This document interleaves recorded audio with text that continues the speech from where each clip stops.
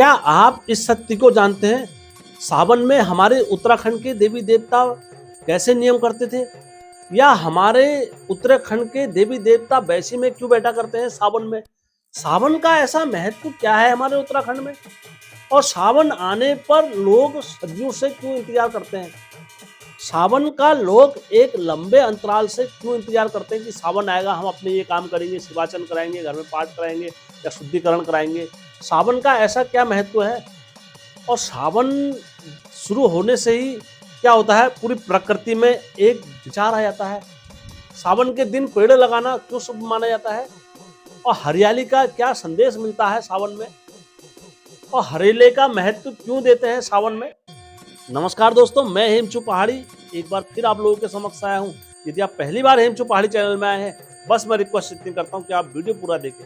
Video पूरा देखने के बाद दोस्तों यदि आपको अच्छा लगता है, फिर दोस्तों मैं आपसे कहता हूँ चैनल को लाइक भी करें, सब्सक्राइब भी करें, शेयर भी करें। तो दोस्तों और हो सकेगा तो आप मुझे आशीर्वाद भी देना, अपने घर के इष्टों से मुझे आशीर्वाद भी देना।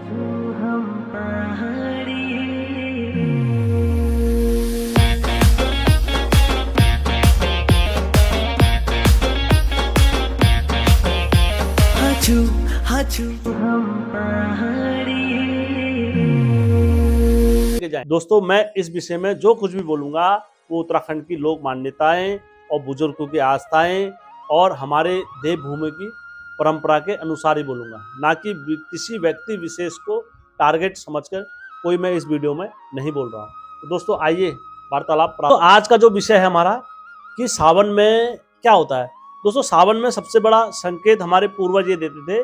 सावन में जो सावन जब भी आता है और उसके बाद दोस्तों क्या होता है, हरेले की हरियाली की एक दिशा निर्देश हम लोगों को मिलने लग जाता है कि आज से क्या हो जाएगा, हरेला बढ़ने लग जाता है। 14 जनवरी से सूरज क्या करता है, एक एक दिन करके बढ़ता है। और सावन से क्या होता है दोस्तों, एक एक दिन करके सूरज क्या होता है, फिर घटना प्रारंभ हो जाता है।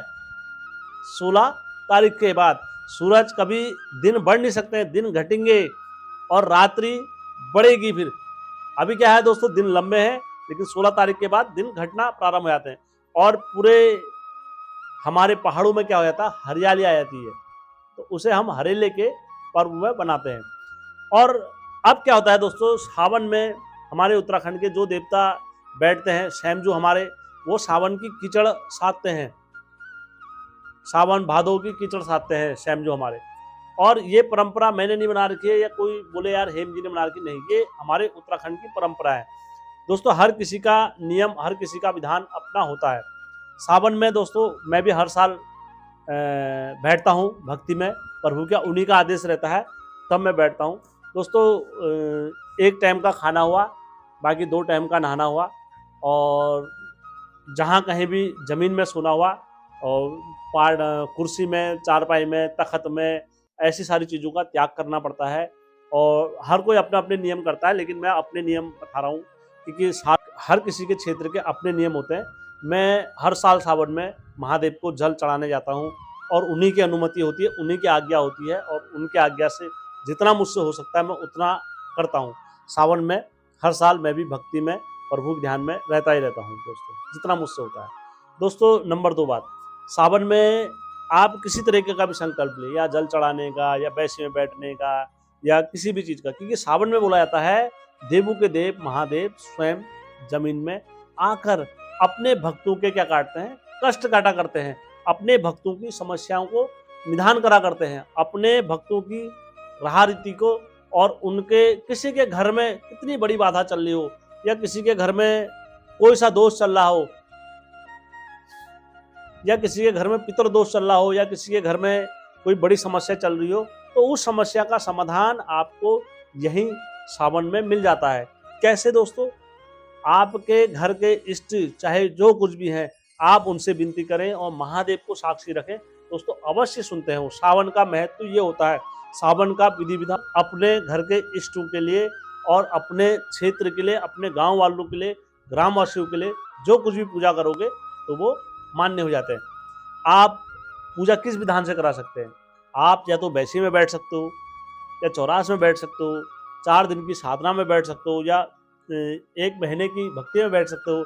जब भी आप भक्ति में बैठोगे जिस टाइम से, उस टाइम से आपके घर में आपने योग धारण करा है, फिर आपके घर में कोई अच्छा कार्य हो रहा है या शुभ कार्य हो रहा है या आपके घर में कोई बाधा हो रही है, कुछ भी हो रहा है, तो आप उन चीज़ों से परे हो जाते हो, क्योंकि आपने योग धारण करा है कुछ टाइम तक, और जब तक आप योग धारण करोगे तो सारी चीज़ों से आप परे रहोगे।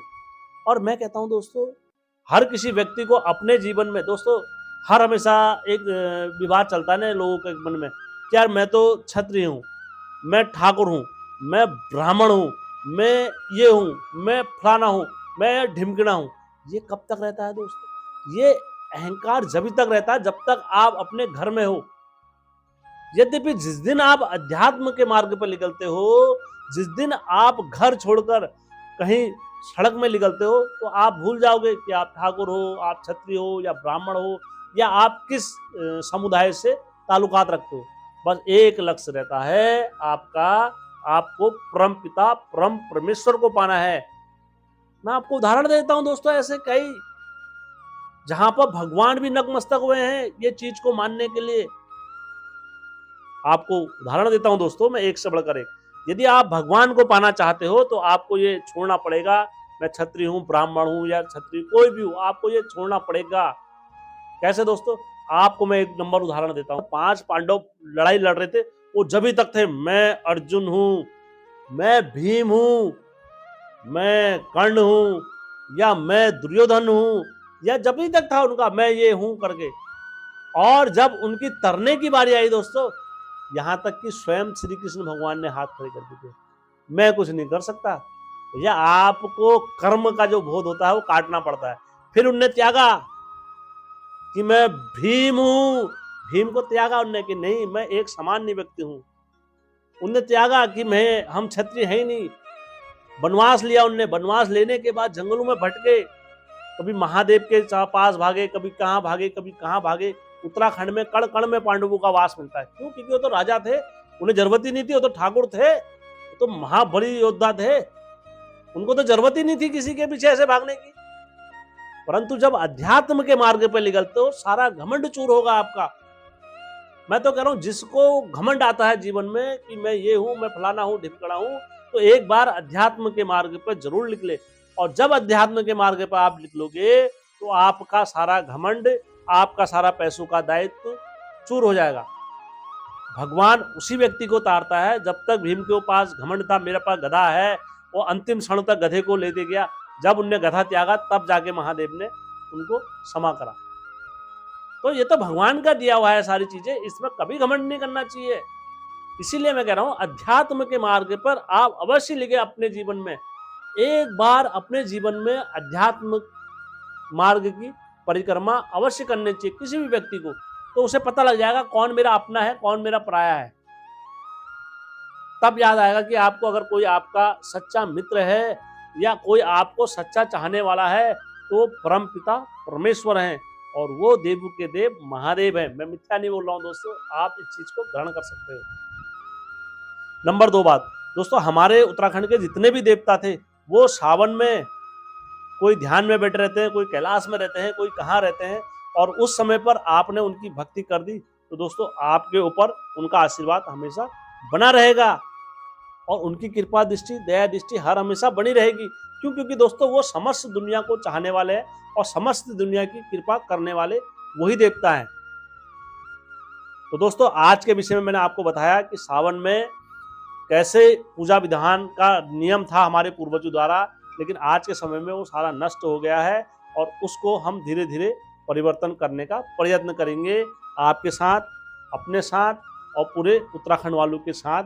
जब आपका आशीर्वाद मिलेगा तभी जाके ये सारी चीज़ें संभव हो पाएंगी। दोस्तों वीडियो को अच्छा लगने के बाद अपनों के साथ, घर वालों के साथ, और कमेंट आपका मुझे बहुत मोटिवेशन देता है दोस्तों। एक कलाकार के लिए यदि उसकी प्रशंसा अनुसार आप कमेंट कर दो तो दोस्तों उससे ज़्यादा खुशी उसके लिए कुछ नहीं हो सकती। जब भी आपका कमेंट मुझे मिलता है खुशी के मारे दोस्तों, मैं बड़ा गदगद रहता हूँ।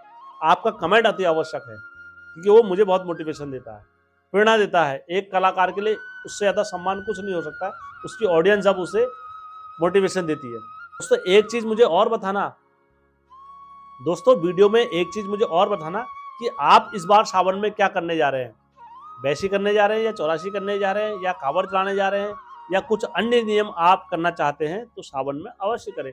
महादेव हर किसी की सुनते हैं, अपने भक्तों की हर हमेशा तत्काल सुनते हैं। दोस्तों वीडियो सबके साथ शेयर अवश्य करें। तो दोस्तों वीडियो सबके साथ शेयर करें, अपनों के साथ, घर वालों के साथ, बाहर वालों के साथ, सबके साथ शेयर अवश्य करें। जय उत्तराखंड, जय देवभूमि।